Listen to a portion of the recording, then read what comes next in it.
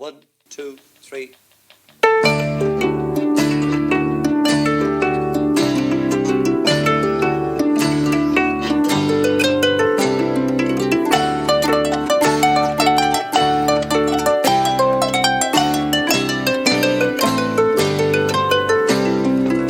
Céad Míle Fáilte, you're very welcome along to the Brian and Ciaran Warfield podcast, the ramblings of two Irish balladeers, featuring Brian Warfield of the fierce and mighty Wolfetones and his son Ciaran, that's me, of the band Catalpa, and also of the Bandwagon Bus, Dublin's only musical ballad tour on wheels.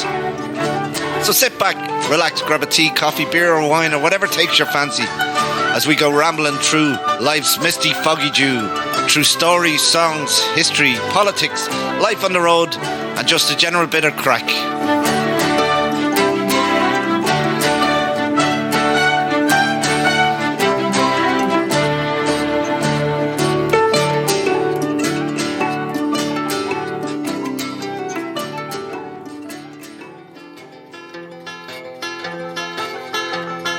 I had a true love if ever a girl had none. I had a true love, a brave lad was he. One fine Easter Monday, with his gallant comrades, he started away for to make Ireland free. For all around my hat I wear a tricoloured ribbon, oh, all around my hat until death comes to me. And if anybody's asking me why do I wear it, it's all for my own true love I never more will see. He whispered goodbye love, old Ireland is calling. High over Dublin our tricolour flies. In the streets of the city the foeman is falling, and we birds are whistling, old Ireland arise. For all around my hat I wear a tricoloured ribbon, oh, all around my hat until death comes to me. And if anybody's asking me why do I wear it, it's all for my own true love I never more will see. In playing and watching the dark hours passed over, the roar of the guns brought no message to me. I prayed for old Ireland, I prayed for my lover, that he might be saved and old Ireland be free. For all around my hat I wear a tricoloured ribbon, oh, all around my hat until death comes to me. And if anybody's asking me why do I wear it, it's all for my own true love I never more will see. The struggle was ended, they brought me the story, the last whispered message he sent unto me. I was true to my land love, I fought for her glory, and gave up my life for to make Ireland free. For all around my hat I wear a tricoloured ribbon, oh, all around my hat until death comes to me. And if anybody's asking me why do I wear it, it's all for my own true love I never more will see.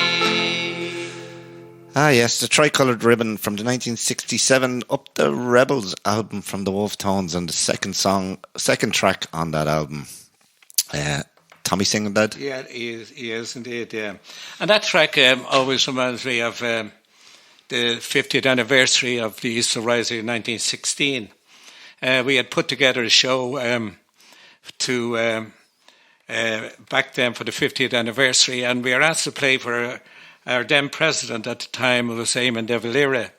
And we put together the show, and we put on the concert anyhow, and it was watched by many, many dignitaries, including our president at the time, and many of the Oireachtas. But we sang loads of songs about 1916, and afterwards the president came up, and we met the president and many of the other people, and he just congratulated us on the show, and he said, while you lads are together and singing those songs, he says, the memory of the men of 1916 will never be forgotten. So he's very complimentary to the band, and he was, I thought, very generous in the way he came down, shook our hands and thanked us for the wonderful concert. So we were delighted indeed. It was a great I suppose, of your music, a great affirmament of your music for someone like that to say that to you as a young 20-year-old or 21-year-old or whatever you were at the time.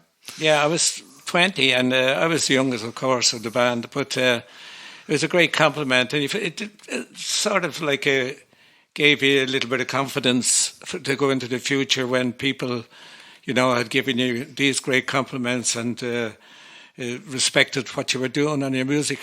So, yeah, we were very encouraged by the words that we got from our president. Yeah, of course you would be. And then, of course, you have always got, like, if we go to certain venues that would be Republicanly minded, they ask us not to sing any songs about Michael Collins.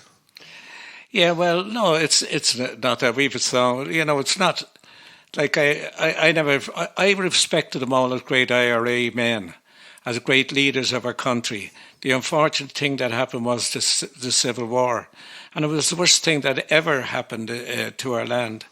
And I wrote a song about it, but we never got it out on record at all. And I still have it. I still have it on tape from that time. But it told the story of me meeting a guy in the bar one time, and he told me his story, which was he'd come back from America, and he left Ireland because of the Civil War, and because his family was divided. And it tells the story of how they were divided and what happened to them. And he came back after all these years just to see Ireland, and he couldn't bear the tragedy of the Civil War. A lot of people were like that, of course, and taking sides wasn't easy against your comrades. To take sides and, start shooting against people you fought together with, I think was an awful tragedy. And who do you blame? I blame both people for what they did. De Valera was a dreamer. He didn't want to give up the 6 counties. Michael Collins also didn't want to give up the 6 counties, but he had a practical way of going about it. He probably thought that, we got a little bit now. If we hold on, we get to that rest sometime along the line. Well, many people thought that wasn't the right way. They were letting down their comrades in the 6 counties. So, yeah, it was a very, very thorny issue for many, many people. One thing, was being practical about and pragmatic about it, but the other thing was like, how can we let our friends down? And between them, anyhow, that awful Civil War happened, and, it's just terrible that a great leader, Michael Collins, was shot. Many, many great leaders and great men were shot during that Civil War, and you might say it said about the Free State government at the time that they were as evil and as hard on the IRA as the British were. But, that's life. It's past and gone, and let's remember them all as great heroes of Ireland. I have to say that during the 1960 and 50th anniversary, we were asked to do a pageant, you might say, to Cathal Brugha. And it was Cathal Brugha's grandson that played his grandfather in the pageant. And what happened was we were all on stage, but they put on a sort of piece of drama, and then we would sing a song referring to that drama, and then there'd be another piece of drama about his life, and we sang songs to accompany the interlude between one piece of drama and the other, and it worked very well. It was a sellout concert in the Olympia in Dublin, and that was one of the concerts for remembering the heroes of 1916 for the 50th anniversary. Of course, we were glad to put our own pageant on, our own musical tribute in for the 100th anniversary. So you might say we saw 2 anniversaries, the 50th and the 100th. But, I think as young men and young boys, we were probably the first generation to be born under the Irish flag. And, it's a great privilege that we didn't have to suffer the injustice of of what happened to the generations before us. And we felt the freedom to remember and commemorate the men that fought to give us that freedom. And they were the great heroes of mine, and people like James Connolly, Paddy Pearce, all those great men. And, we couldn't have better examples to the young people of Ireland than what we had from the men and leaders of 1916. So I don't rubbish any of them. It doesn't matter if some people rubbish some of the leaders at the time. I don't. I think they were all great men. I think they were all genuine in what they wanted to do. And unfortunately, things happened that should never have happened, but that's the way life goes. But I'm still very proud of each and everybody and each and every man and woman and child that fought for our country. And the thing is that there's no song that I know of about De Valera, is there? No, not that I know of either. And yet there's like loads about Michael Collins, Yeah, well, I think a dead hero always gets more recognition than one De that's Valera's alive. dead as well. He's dead now, but he lived a long life after 1916. But that's the way it is. You might say a lot of people that died on hunger strike didn't get a song either, but they did. I think most of them have a song. Well, other people that didn't die on hunger strike, the first hunger strike, So it's commemorating and making a point, an example of an idea that is put into song that commemorates our past, and it's hard to put a song into motion when De Valera is still alive, and. I think that's the reason why he never got a song. I wrote a song about him. Did you? Yeah, I did. It wasn't generous, so. No, it was called The Ghost of De Valera, because I actually had a dream about him, so I wrote the song after having the dream. Yeah. It was also about, because I did the tour of Glasnevin Cemetery.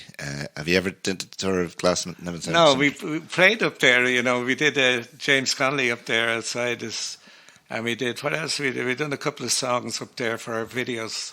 And well, I did the tour with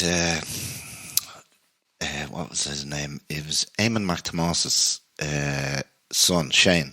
Oh, right, yeah. And I have to say, it was just a brilliant tour. It was over Easter, and they had actors at each of the famous graves, like doing so they had Pádraig Pearse giving the oration at O'Donovan Ross's, yeah. And they had the nurse, what was her name? Elizabeth. What was the nurse that did the accepted or brought up the treaty or for the surrender? Elizabeth. Was it Elizabeth? I can see her face now, but I can't. Anyway, they had all these actors at the gravesides doing all these orations and things. They were all dressed to the period as well, which is brilliant, And then we went in afterwards, and we were talking to Shane afterwards. And Shane was saying, we're asking about the Daniel O'Connell Tower. And Daniel O'Connell Tower. Maybe he will get it. Daniel O'Donnell might get a tower one day. A tower somewhere. Down in Donegal, probably. But because the UVF had blown it up, or tried to blow it up, and the stairs and the internals of it were all gone. Yeah. So we were talking to Shane, and we said, why don't you do get companies to sponsor each tread, or get people to, if they wanted to have the ashes of their loved one on the step when they have to step on the way up.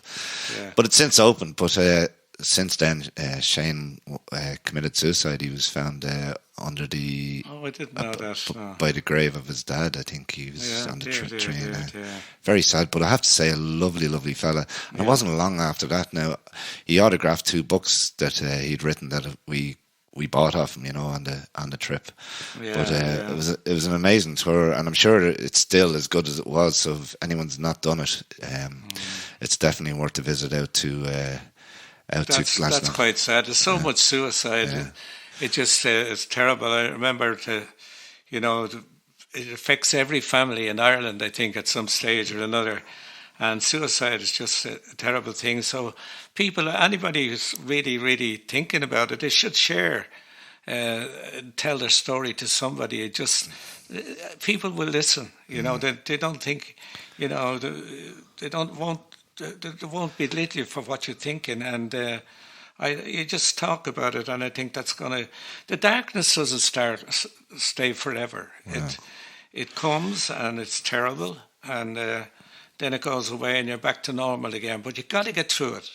You got to get through it. But for that person, it's they can obviously see no other way out. But it does, because you know from the fact that people that have been sitting on the edge of bridges or something like that, where someone goes to talk to them, have been able to talk them down, and then they, you know, they interviewed afterwards or whatever, you know, months afterwards, they say, you know, they just needed someone to talk to, you know, and a stranger. So even if it's a stranger, just reach out to that person. But very, very sad. And Shane, honestly, he was just a lovely, lovely man. I don't know whether you ever met him, but I probably did, and I wouldn't have known it. But like Eamon McThomas used to come to the gigs in Wexford all the time. He probably brought his sons along or whatever, son. But you know, you meet so many people in your life that you just wouldn't remember everybody. Yeah. But you know, it's sad. But I still watch Eamon McThomas's My Dublin on YouTube. And if anyone hasn't seen it, just go onto YouTube and type in My Dublin, Eamon McThomas. And it's all old school Dublin before we became this big fancy city, and it's just brilliant. He goes around talking to all the characters of Dublin, so definitely well worth a visit on YouTube. So all around me had that. It was originally an English song from the 1820s, and it was about a Cockney costermonger. Do you know what a costermonger is? Yeah, I think. Still, I spanned on a version, the English version of it, and did. You know, it's still an Irish song. But you know what a costermonger was? Because that's what it originally was. Like, I do know what a costermonger is. A costermonger is the people that sell from the streets, in the street, costermongers. I didn't have a clue. They sell vegetables from the side of the street. So you could say the people that are on the dealers in Moore Street. Although it's not what it used to be, they're still there, and. That costermonger vowed to be true to his love after being sentenced to 7 years down in Australia. Yeah, as a lot were. and then it was adapted by Peader Kearney, of course. Yeah. So he adapted it for the 1916 Rising. Yeah. So last week I was up in Carlingford, and I went to a famine village, which is on the outskirts of Carlingford Village. If you go up the hills from Carlingford Village up towards the Sky Park, it's at the back of that, and it's really on the side of a hill. Beautiful views from it, but when you just see the sizes of the houses and the poverty that they lived in, and they actually had to abandon that village, you know, during the famine, of what it was. But there was one thing that was quite curious. I'm going to show you a picture of it, and you might know what it is. Now, I thought it was something for animals, but then I was thinking about that book that I was reading, and the way they had to make little lean-tos and just when their house was pulled down and stuff like that. So you can tell me what this is. But if you're ever up that way, definitely worth the view. Well, I have I was reading when I was researching the famine there for my own project. I wrote a CD-ROM for it, 300 pages. But when I was researching it, a guy called Denver was being evicted from his house in County Louth. And when the landlord and his agent came to evict all the people out of the village, he said for the first house he was burning that he would give a guinea to whoever would burn Denver's house. So Denver got up and he said, "I'll burn it." And he took the guinea and he burned his own house. Genie. So he knew that at least he's getting a guinea for his house, because if he hadn't have burned it, he would have got nothing. But it was just reported in one of the papers, I think it was the London Illustrated News, that this event happened, and how brave he was to burn his own house. But So that's the story. So what do you think that is? Now, I'll put this up on the Rambling Irish Facebook page, this picture. Well, I don't know, but is that in the village? Yeah, look, if you scroll through. You see, what they did, a lot of the times what they did is when they were dumped out of their houses, evicted, they built what was known as a scalpeen. Yeah, that's what I thought it was. Yeah, I couldn't think of the name of it. Yeah, a scalpeen. And scalpeen was a small little shelter, really, that kept them warm in the winter and cold. Just kept them dry, yeah. Yeah, and that, funny enough, because I lay down at the side of it, is the exact length of me, like just a little bit, a little bit smaller, like my legs would be sort of hanging out of it. So I think that's probably a scalpeen. Yeah. If you scroll through the pictures, you'll see the rest of the pictures. Yeah. It's gone. But anyhow, yeah. And that was the way, like, you know, what people did, because they had to leave the area in a lot of cases.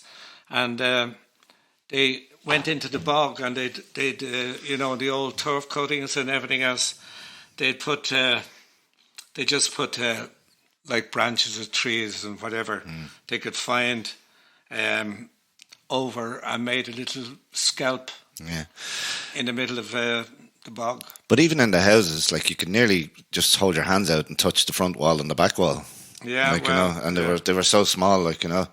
And the other thing that I was reading up about it, they have in that village there was a 1,000-year-old thermal spa that was previous to that village, 1,000 years before that village was built. Yeah. So and up on top of the hill, on the very top of the hill, there's a passage grave as well. Yeah.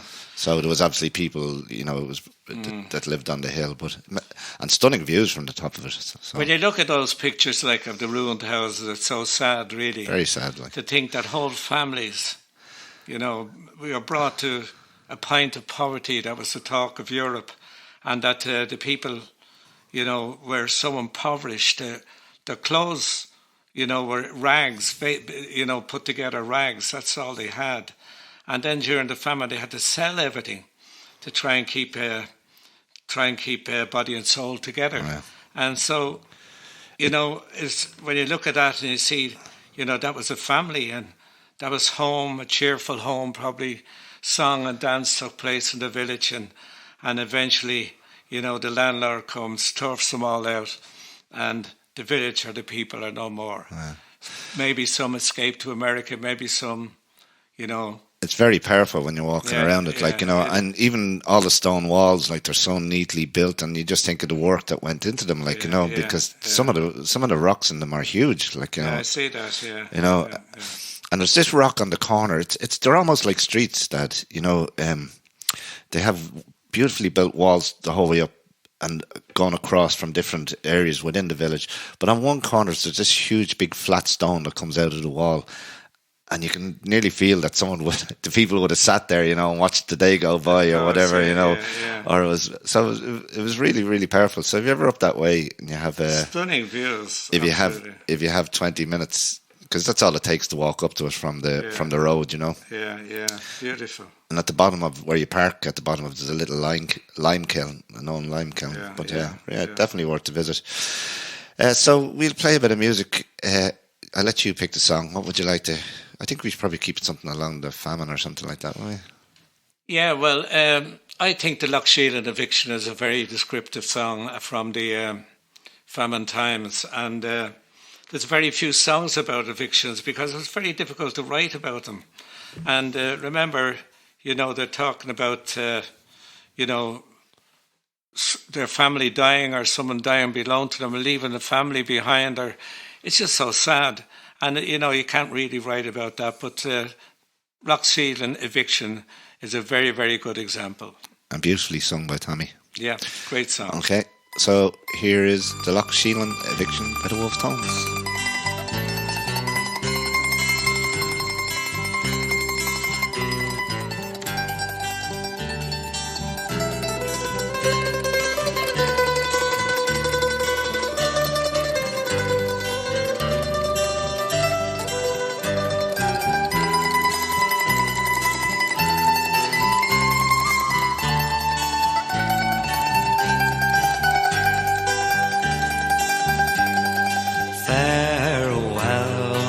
country, a long farewell. My tale of anguish no tongue can tell, for I'm forced to fly o'er the ocean wide, from the home I love by Lough Sheelin side. How proud was I of my girl so fair, I was envied most by the young men there. When I brought her back, a bashful bride, to my cottage home by Lough Sheelin side. Farewell, my love, a fond adieu.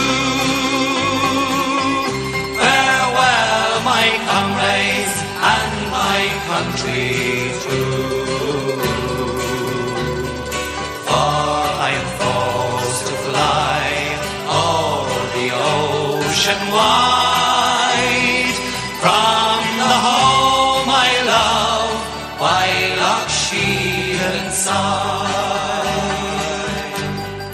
But all our joys were too good to last, for the landlord came our young hopes to blast.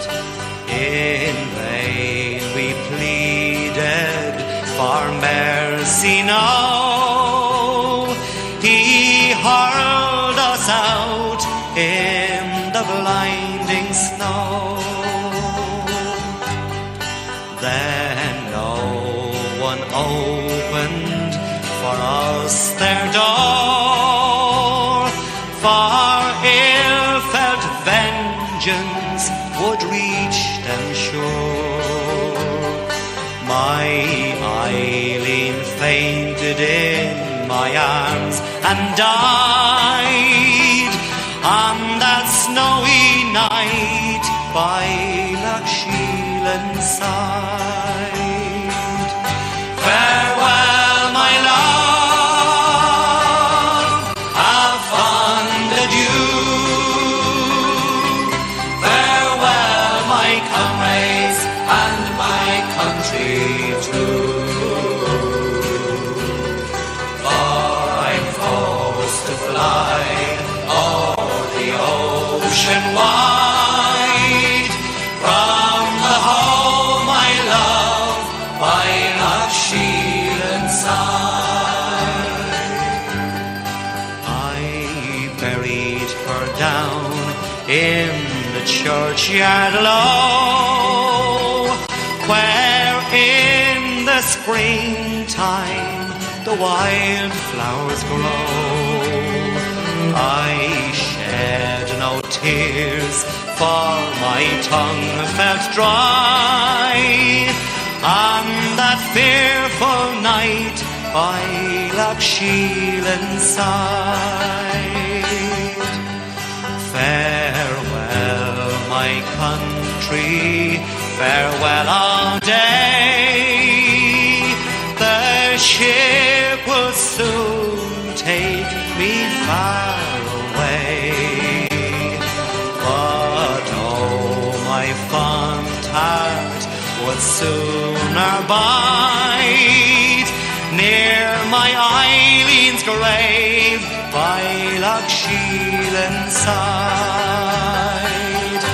Farewell, my love, a fond adieu.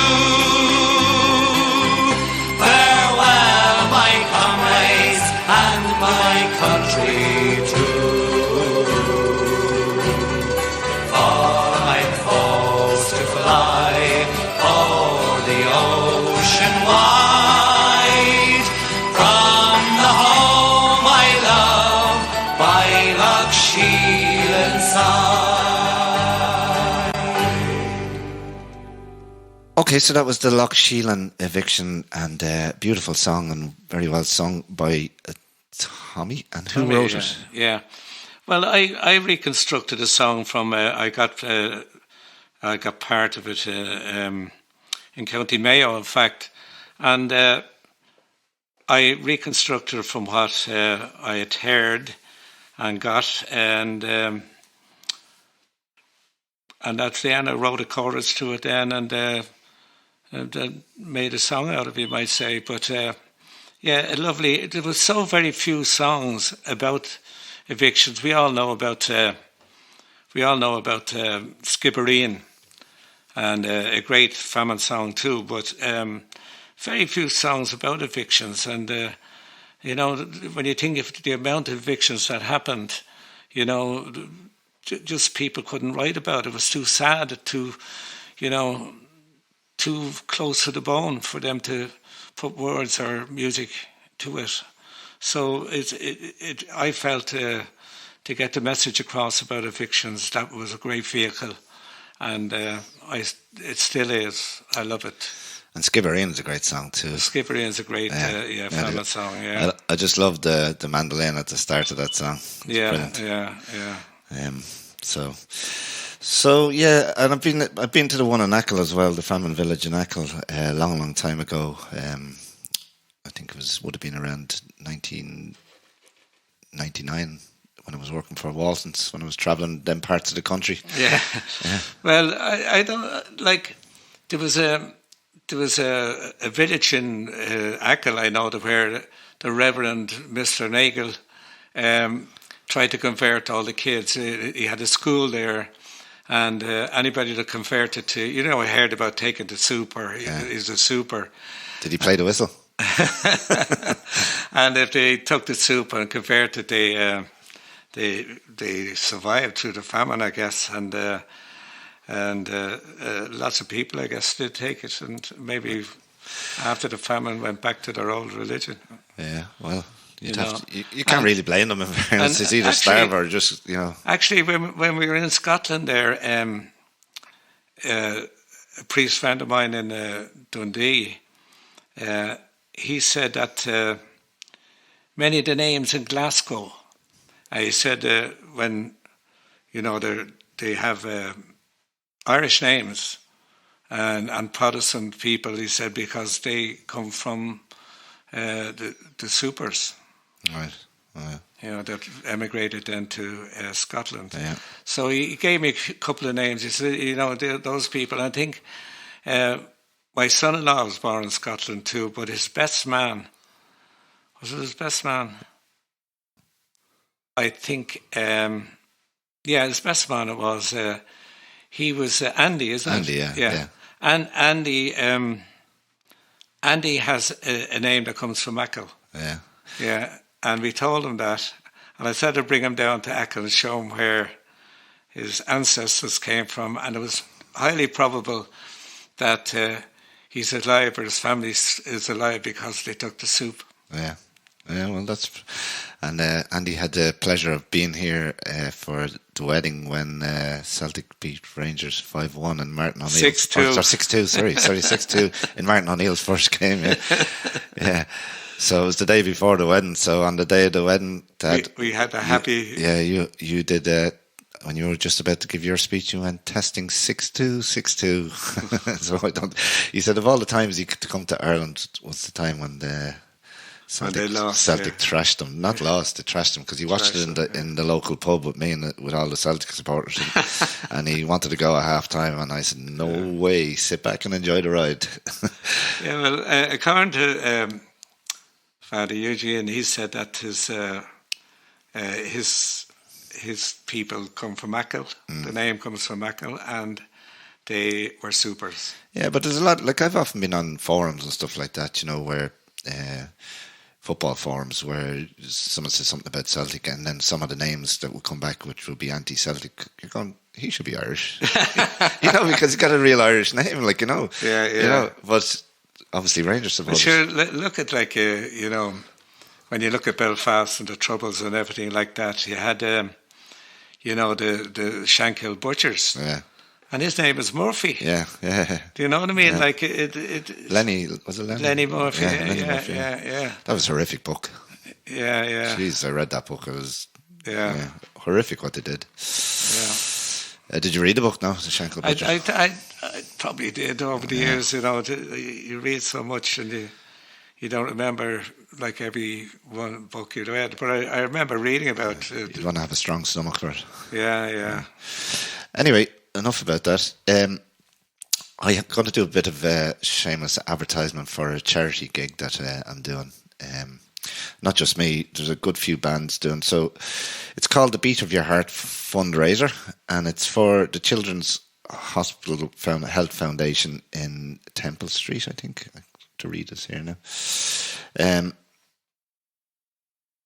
It's for Children's Health Foundation. It's actually Crumlin, Temple Street, Tala, and Connolly, which is James Connolly Hospital, which is Blanchardstown. And then it's also for the regional Mednatal Intensive Care Unit in Belfast. So it's a live gig that'll be on Facebook on, I think it's on, I haven't got the full details, on Stephen Leeson's music page. And playing it will be Dan McCabe, the great Dan. Have you heard Dan singing? I did. Yeah, he's very, very good. All Folked Up, who are from Newry, great band. Philip Noon, I haven't heard Philip, but I'm going to check him out. Ross D Music, I've heard Ross's music, great. David Whelan. Rory and the Island. Ourselves, Gaelic Brew from Cork. The Invincibles, Paul Stone and the Invincibles from Dublin.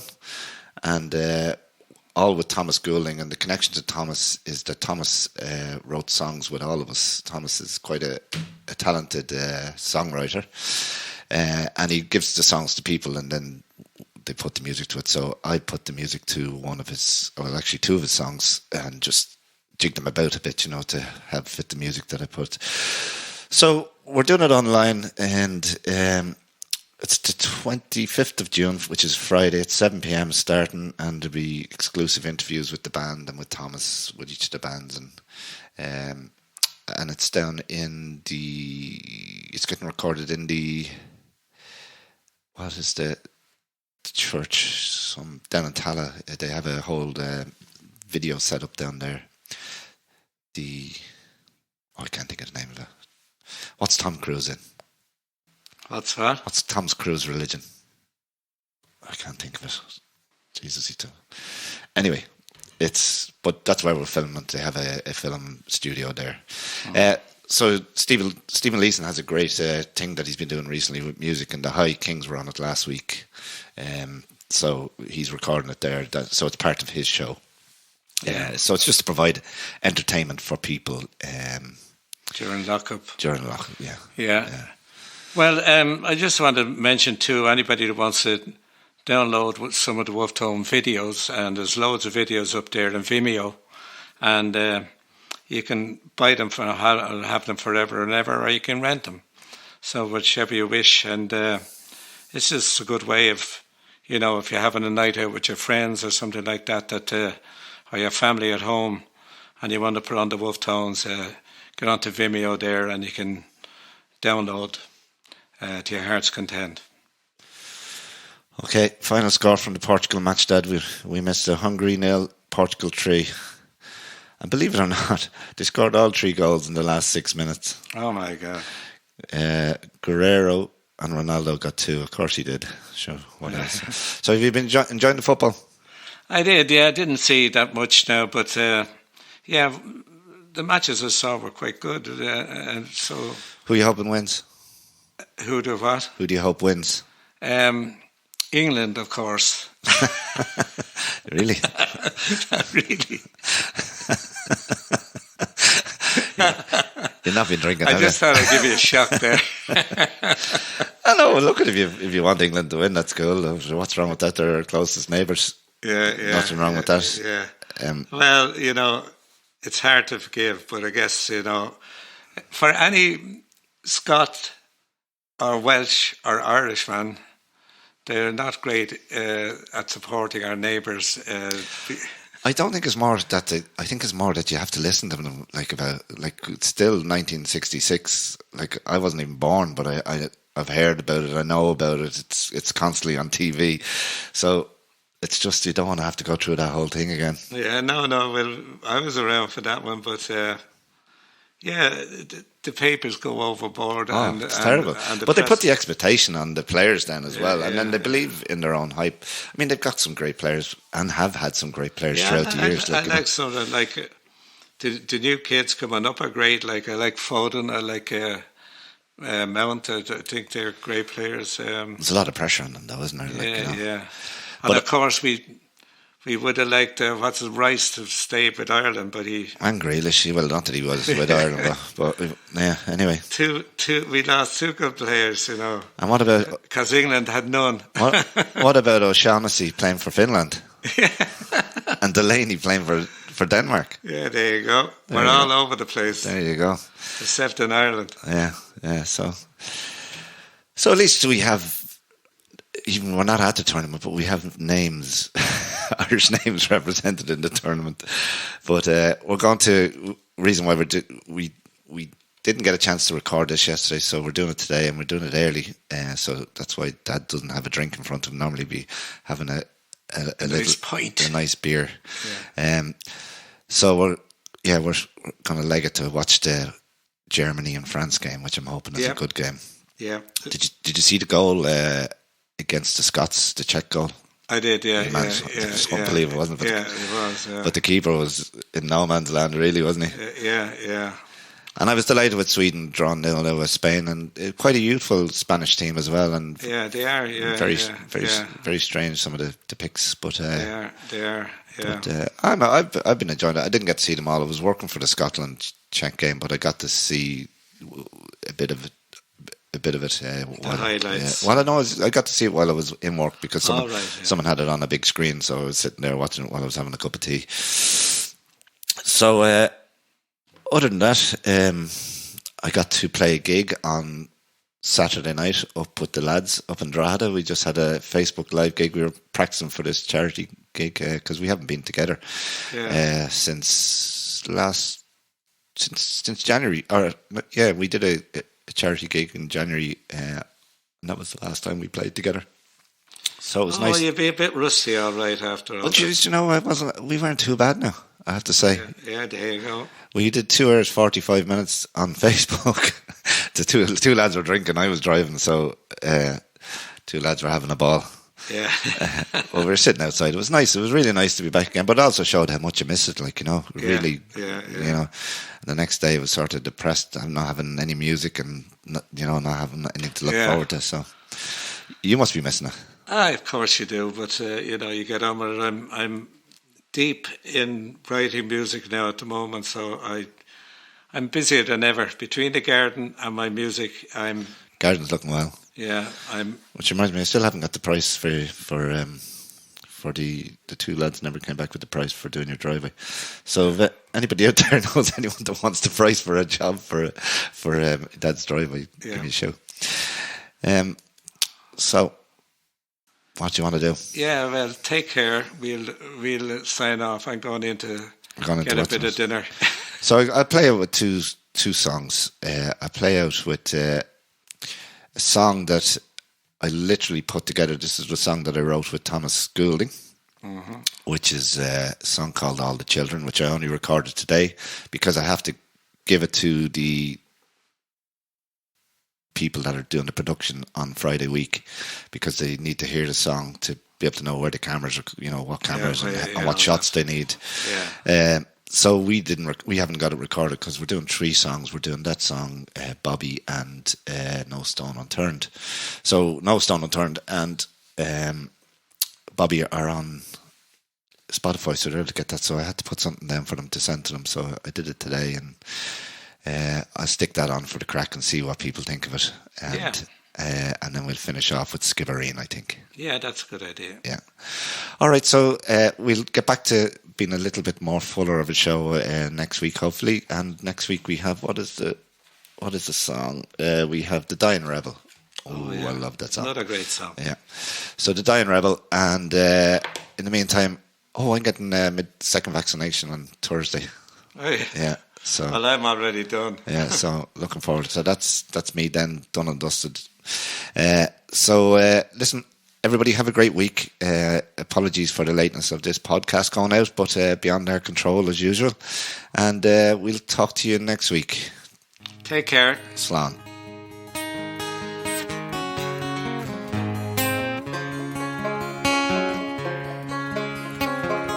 See the flames from Sackville Street up the sky that night, and bodies strewn on cobblestones. There seemed no end in sight. Only memories I recall on the day my father left was the look of valor in his eyes and the tears my mother wept. I remember how he hugged me a little tighter than he should, the way he kissed me on my cheek never usually would. He whispered a few loving words to my mother's ears, and through closed eyes as they embraced, she couldn't hide her tears. With a heavy heart, my love, that I must leave you now. When I listen to those words I knew, I would have to go there too. For all of Vera's children, just a darling grace, let her know how much I loved her. Now wipe the tears from off your face.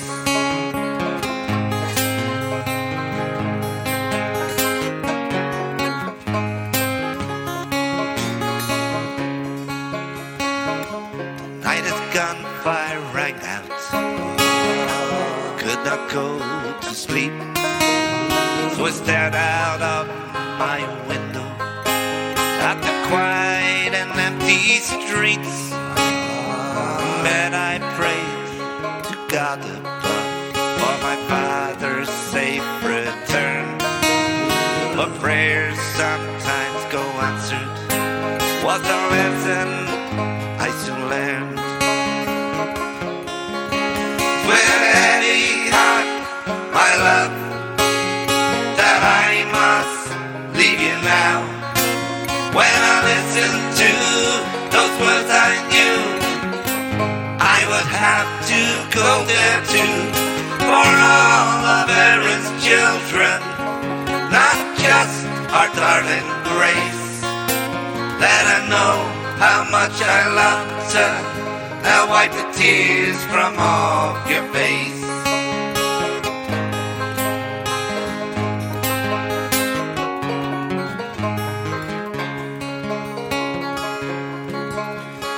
Father sacrificed his life for the love of this dear land, and in a patriot's graveyard his headstone sadly stands.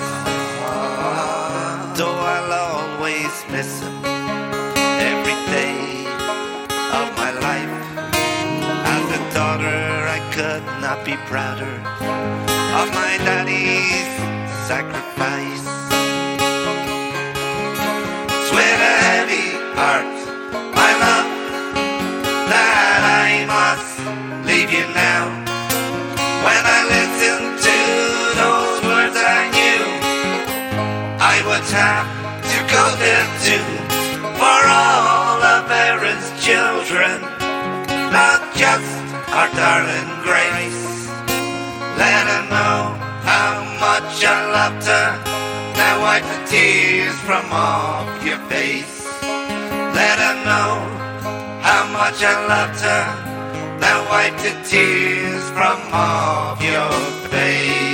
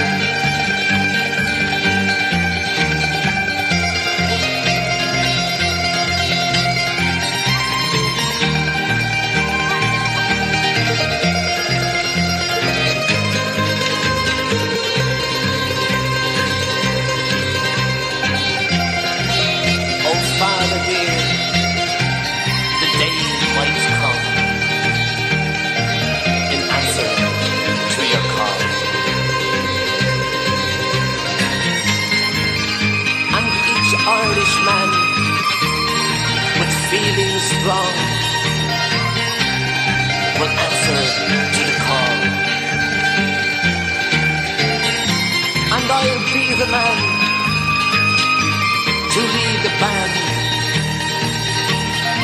beneath the flag of green. And loud and high we'll raise the cry, revenge for Skibereen.